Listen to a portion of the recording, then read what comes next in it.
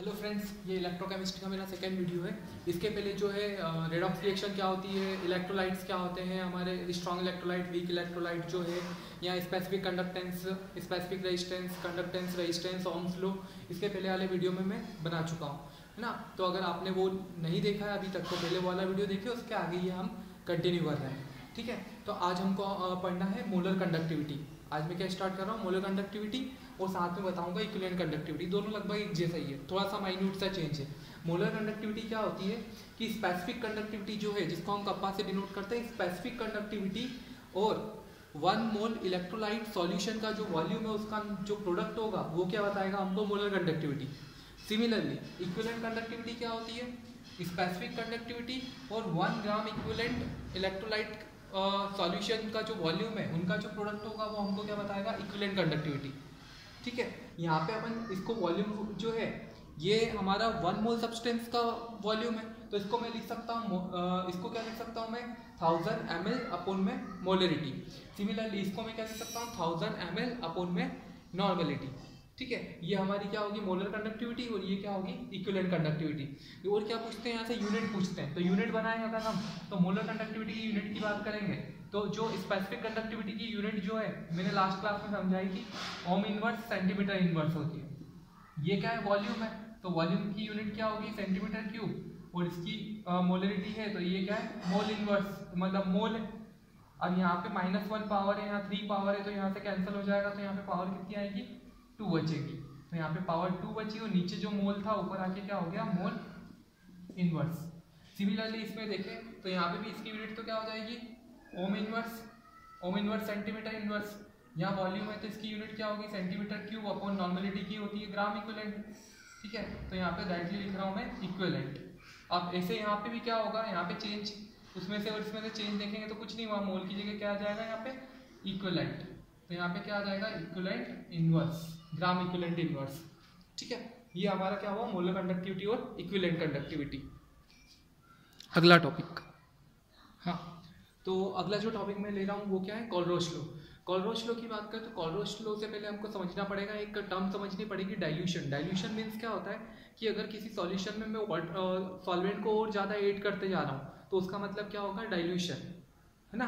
तो इसमें एक टर्म यूज होगी, एट इनफाइनाइट डाइल्यूशन। अब क्या होगा कि जब मैंने कोई भी इलेक्ट्रोलाइट लिया है, इलेक्ट्रोलाइट जब लिया है तो वो केटायंस और एनायंस में ब्रेक होगा, तो केटायंस और एनायंस जो होंगे वो पूरी तरीके से कंडक्टिविटी में पार्टिसिपेट नहीं कर पाएंगे। रीजन क्या होगा कि केटायंस और एनायंस के बीच में अट्रैक्शन होगा, तो वो पूरी तरीके से उस टाइम पार्टिसिपेट नहीं कर पाएंगे।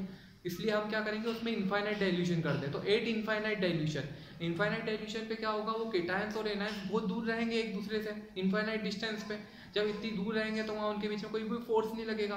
तो कोलरोच ने यही बोला था कि एक eight infinite dilution, infinite dilution पे जो किसी सब्सटेंस की मोलर कंडक्टिविटी होगी, कोई सब्सटेंस की मोलर कंडक्टिविटी जो होगी वो जो है केटायन की मोलर कंडक्टिविटी और एनायन की मोलर कंडक्टिविटी, केटायन और एनायन की मोलर कंडक्टिविटी के सम के इक्वल होगी। मान लो केटायन x है और एनायन कितने हैं, y, तो मेरे किसी सब्सटेंस की जो मोलर कंडक्टिविटी होगी वो केटायन की इनफाइनाइट डाइल्यूशन पे मोलर कंडक्टिविटी और एनायन की इनफाइनाइट डाइल्यूशन पे मोलर कंडक्टिविटी का क्या होगा, सम होगा, ठीक है। यही क्या है अपना कोलरोच लॉ। जैसे कोलरोच लॉ लिखता हूँ मैं H2SO4 के लिए, तो H2SO4 की जो इनफाइनाइट डाइल्यूशन पे मोलर कंडक्टिविटी होगी H2SO4 की, वो क्या होगी, यहाँ पे H+ आयन कितने बनेंगे, 2H+ आयन, तो 2H+ आयन की इनफाइनाइट डाइल्यूशन में मोलर कंडक्टिविटी प्लस में एक सल्फेट आयन की इनफाइनाइट डाइल्यूशन पे मोलर कंडक्टिविटी। यहाँ पे 1 आएगा क्योंकि एक ही सल्फेट आयन बनता है,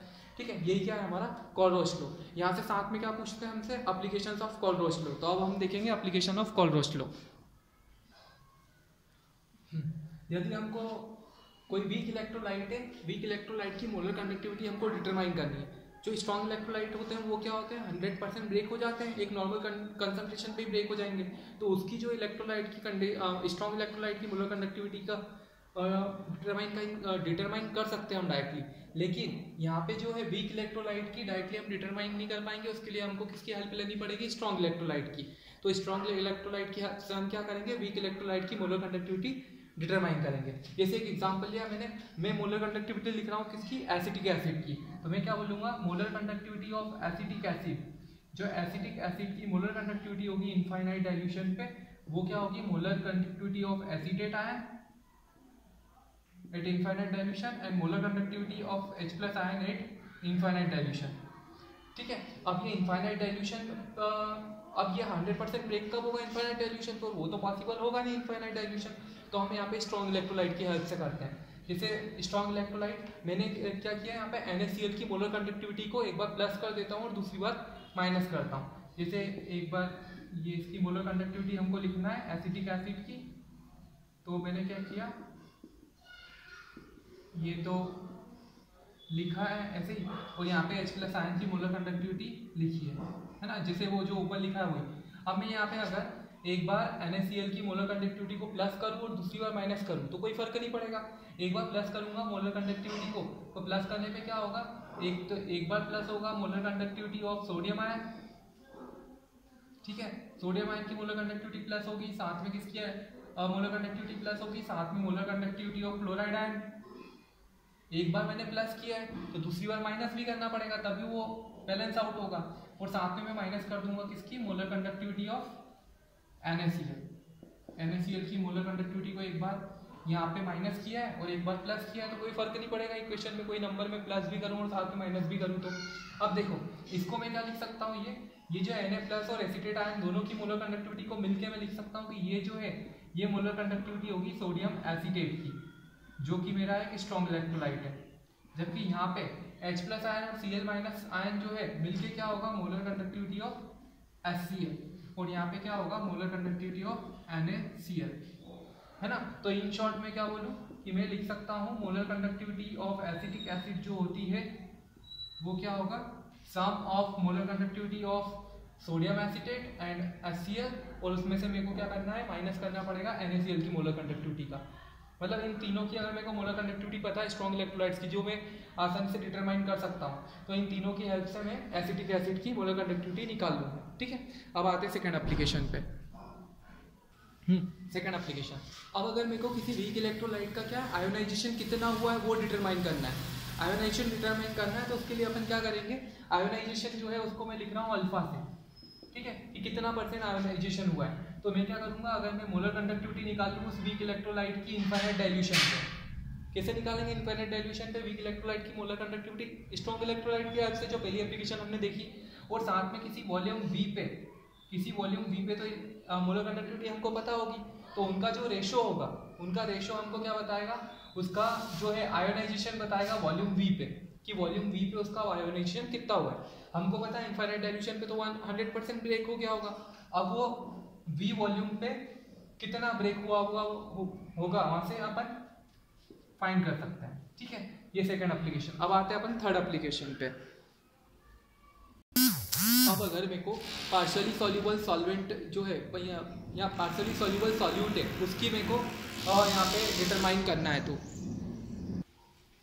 तो उसके लिए क्या करूँगा, मेरे को क्या है कि मुझे मोलर कंडक्टिविटी का फॉर्मूला याद है। मोलर कंडक्टिविटी इक्वल्स टू क्या होता है, स्पेसिफिक कंडक्टिविटी इनटू में 1000 डिवाइडेड बाय क्या लेते हैं हम, 1000 अपॉन में उसकी मोलरिटी। अगर इसकी मोलरिटी की जगह मैं क्या ले लूँ, उसकी सॉल्युबिलिटी, ठीक है, कितना सॉल्युबलाइज है तो उसकी सॉल्युबिलिटी ही होगी, तो मैं उसकी सॉल्युबिलिटी कैसे डिटरमाइन कर सकता हूँ, कप्पा इनटू 1000 अपॉन में उसकी मोलर कंडक्टिविटी। ठीक है, तो अगर कोई पार्शियली सॉल्युबल सॉल्यूट है अपना, तो उसकी जो सॉल्युबिलिटी होगी वो कैसे डिटरमाइन करता हूँ, स्पेसिफिक कंडक्टिविटी इनटू 1000 अपॉन में उसकी मोलर कंडक्टिविटी, वो मैं डिटरमाइन कर लूँगा तो मेरे को सॉल्युबिलिटी आ जाएगी। ठीक है, तो आज अपन ने क्या देखा कि उसमें इक्विवेलेंट कंडक्टिविटी, मोलर कंडक्टिविटी क्या है, कोलब्रुक लॉ क्या है, उसकी तीनों एप्लीकेशन क्या है। अगले वीडियो में मैं बताऊंगा इलेक्ट्रोकेमिकल सेल या गैल्वेनिक सेल या वोल्टिक सेल जो है वो क्या होता है। ठीक है, वो पक्का जो है वो क्वेश्चन एग्जाम में आता ही है 12th बोर्ड वाइज, तो उसको ध्यान से समझना है। तो अगले लेक्चर के लिए आप अभी फॉलो करें हमें, तो आपको अगला लेक्चर भी टाइम पे मिलेगा। ठीक है, थैंक यू।